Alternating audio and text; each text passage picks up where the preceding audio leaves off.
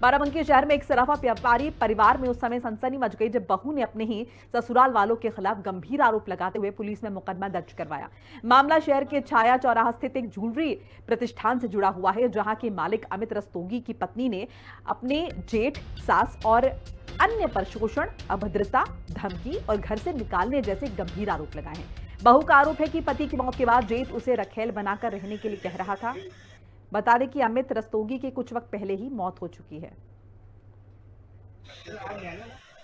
मेरे जब हस्बैंड थे तो उनके बड़े भाई पामेश रस्तोगी, तो मेरे हस्बैंड उनको बिल्कुल नहीं पसंद करते थे। उनको बल्कि इसी बात पे बीच चौराहे पे एक बार घंटा घर पे उन्होंने गाली भी बकी थी कि और उनका आना मेरे हस्बैंड को बिल्कुल नहीं पसंद था। मेरे हस्बैंड की मृत्यु 25 दिसंबर को हो गई। उसके बाद इनका घर पे आना जाना शुरू हो गया। उन्होंने ये भी बोला कि जैसे तुम उनके साथ रहती थी वैसे मेरे साथ रहो, कोई दिक्कत नहीं है, मैं तुम्हारी हर ख्वाहिश पूरी करूंगा।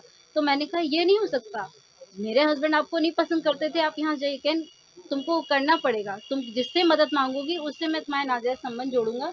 किससे मदद मांगोगी, रहना तुमको यहीं पे है और मैं तुम्हारा हर तरीके से शोषण करूंगा और तुम कुछ नहीं कर पाओगे। और बहराइच में रोंगटे खड़े कर देने वाली वारदात सामने आई है। भाई की हत्या के बाद भाभी से की शादी, फिर पत्नी और 3 बेटियों को नदी में फेंक दिया। मुकदमे में सजा से बचने और संपत्ति का लालच, आरोपी अनिरुद्ध ने वारदात को दिया अंजाम। एसपी ग्रामीण ने प्रेस कॉन्फ्रेंस कर जानकारी साझा की है।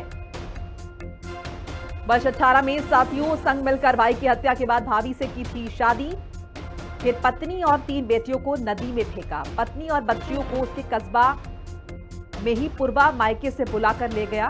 थाना खमहरिया, जनपद खीरी और खमहरिया ले जाकर शारदा नदी के पुल से सभी को धक्का दे दिया, नदी में फेंक दिया।